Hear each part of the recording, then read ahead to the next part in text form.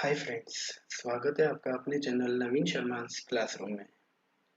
आज हम लेकर आए हैं माइक्रोसॉफ्ट एक्सेल का एक और ट्यूटोरियल जिसके अंदर हम सीखेंगे कि कैसे हम एक मल्टीप्लिकेशन टेबल प्रिंट करवा सकते हैं माइक्रोसॉफ्ट एक्सेल में यूजिंग फॉर्मूला। तो स्टार्ट करते हैं आज का सेशन और सबसे पहले स्टार्ट कर लेते हैं माइक्रोसॉफ्ट एक्सेल।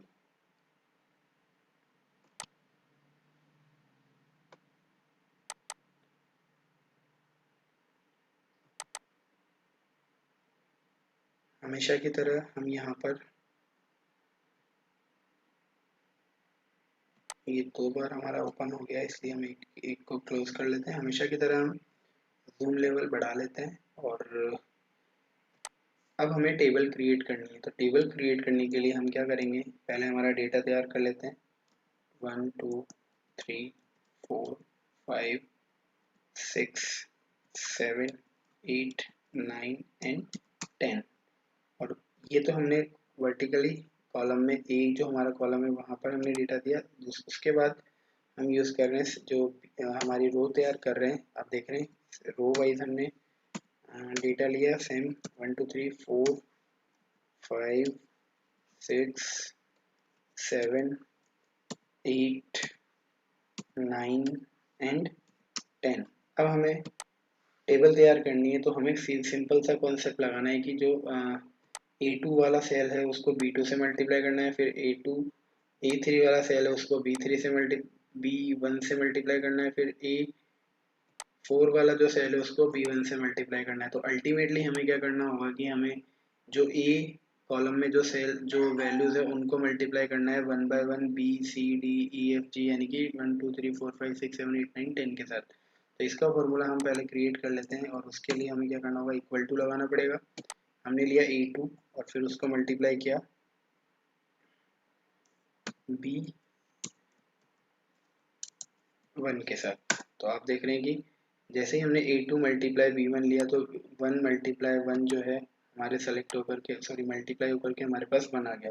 अब यदि मैं इनको ड्रैग एंड ड्रॉप करूँ तो आप देखेंगे कि यहाँ पर जो रिजल्ट आ रहा है अकॉर्डिंग टू द मार्क नहीं आ रहा, यानी कि अप टू द मार्क नहीं आ रहा। और इसका रीज़न ये है कि यदि हम 1 बाय 1 चेक करें तो ये अभी आप देख रहे हैं कि 1 इंटू 1 हमारा A2 मल्टीप्लाई B1 है, जो कि करेक्ट है। अब यदि हम नेक्स्ट में जाते हैं तो आप देखेंगे कि जो सेल एड्रेसेस है वो अपडेट हो गए हैं, यानी कि A3 मल्टीप्लाई B2 हो गया है, वो चेंज हो गए हैं। आप नेक्स्ट वाले में देखेंगे तो आपको पता चलेगा कि A4 मल्टीप्लाई B3, और उससे भी नेक्स्ट वाले में आप देखेंगे तो ये बढ़ते चले जा रहे हैं, यानी कि जो सेल एड्रेसेस है वो चेंज होते जा रहे हैं। हमें यहाँ पर क्या करना है, हमें यहाँ पर ये ध्यान रखने की बात है कि जो हमारा ए सीरीज वाला जो सेल एड्रेस है वो चेंज हो जाए, बट जो बी सीरीज वाला है वो हमारा फिक्स रहे, क्योंकि हमें मल्टीप्लाई करना है ए सीरीज में, जो ए कॉलम में जो 1 है उसको बी के यानी कि 1 के साथ, फिर 2 का मल्टीप्लाई भी 1 के साथ करेंगे, फिर 3 का भी 1 के साथ, फिर 4 का भी 1 के साथ, फिर 5 का भी 1 के साथ, और इस तरह से ये 10 तक चलता चलेगा। तो इसके लिए हमें क्या करना पड़ेगा, जो हमारा सेल जो फर्स्ट हमने जो फॉर्मूला बिल्ड किया है वहाँ पर हमें जो B1 जो है सेल एड्रेस है उसको फिक्स कर देना है। और ये करने के लिए हम क्या करेंगे, डॉलर सिंबल लगाएंगे B और 1 के बीच में। अब आप देखें ये हमारा यहाँ तो बना रहा है, लेकिन जब हम इसको ड्रैग करें तो अब हमारी जो सेल की वैल्यूज है मल्टीप्लाई होने के बाद वो फिक्स हो गई है। सिमिलरली अब जब हम A2 का मल्टीप्लाई करेंगे C1 के साथ तो यहाँ पर भी हमें क्या करना पड़ेगा, A2 मल्टीप्लाइड बाय डॉलर, फिर C, फिर डॉलर सिंबल, और फिर 1। जैसे ही हमने ये किया तो आप देखेंगे 1 मल्टीप्लाइड बाई 2 यानी कि 1 2 ज़ा 2। और इस सेल को यदि मैं नीचे की तरफ ड्रैग कर लेता हूँ to fill the remaining cells of column C, तो आप देखेंगे कि ये टेबल बनती जा रही है। जैसे कि आप देख रहे हैं कि 1 मल्टीप्लाई 2 2, 2 मल्टीप्लाई 2 4, 3 मल्टीप्लाई 2 6। तो एक तरीके से आप देख रहे हैं कि ये जो है 2 से 10 तक 20 तक की आप अगर डेटा देखेंगे तो 2 की ये टेबल बन गई। इसी तरीके से हम रिमेनिंग जो हमारी एंट्रीज है उनको भी फिल कर सकते हैं बाय क्रिएटिंग फार्मूला। बस थोड़ा सा ये हमें ध्यान रखना है कि हमने डॉलर सिंबल लगा देना है सो दैट वैल्यूज हमारी फिक्स रहे।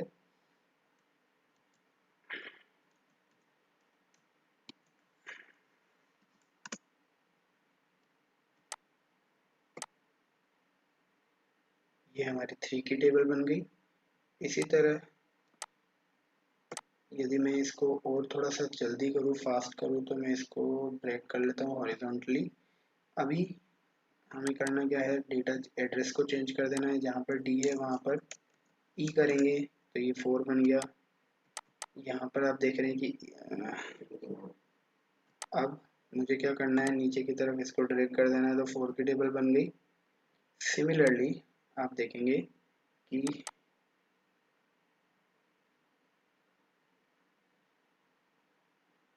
यहाँ पर एक मैसेज आ रहा है जो कि किस चीज़ को इंडिकेट कर रहा है, उसको हम एक बार देख लेते हैं कि हमने क्या किया।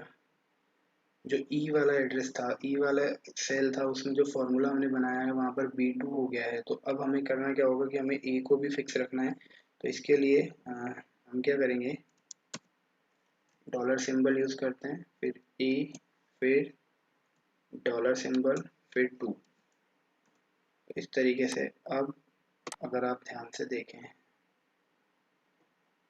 तो अब ये डेटा अलग आ रहा है। तो इसको अगर हम थोड़ा सा, ये जो करेक्शन है अगर हम ध्यान से रखें, तो करना क्या होगा, हमें ए वाला जो एड्रेस है उसको चेंज कर देना है और इसको नीचे की तरफ अब हमें ड्रैग करना है।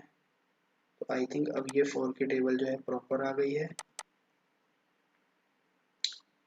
फिर इसके बाद यहाँ पर भी हमें A2 और D को हटा करके F करना है। अब आप देखेंगे ये हमारी 5 की टेबल बन गई। अब हम 6 की टेबल बना लेते हैं। D2 को हमें A2 कर देना है और इसको हमें G कर देना है। तो आप देखेंगे कि G का जो रेफरेंस है वो फिक्स हो गया है। इस तरीके से हमारी 6 की टेबल बन गई। अब हम 7 की टेबल बना लेते हैं। फर्स्ट सेल हमारा A2 फिक्स रहेगा और दूसरा वाला हमारा H से चलेगा। तो अब आप देखें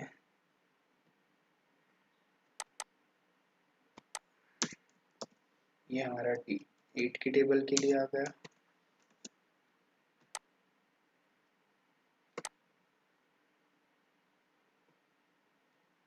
अब हम 9 की टेबल बना लेते हैं। जो हमारा G2 है सेल, उसको हम A2 बना देंगे और जो D1 है डॉलर सिंबल में, उसको हम J कर देंगे। ये हमारी 9 की टेबल हो गई। और लास्ट में हमारा बच गया 10 वाला। तो 10 वाले को भी हम कंप्लीट कर लेते हैं।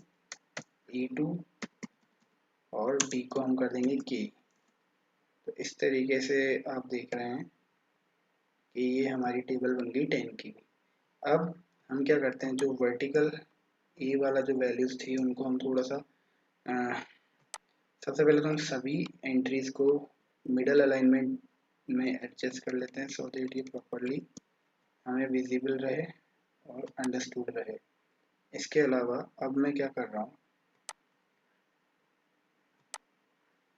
जो फर्स्ट वाली रो है उसको मैं बैकग्राउंड चेंज कर देता हूँ, सो दैट ये डेटा अलग दिखे थोड़ा।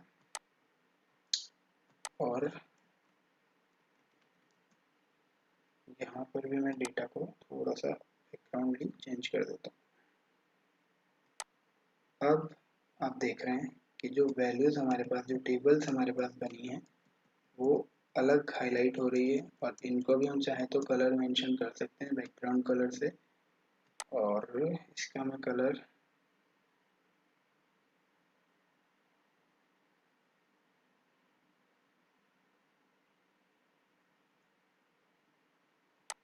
चेंज कर देता हूँ।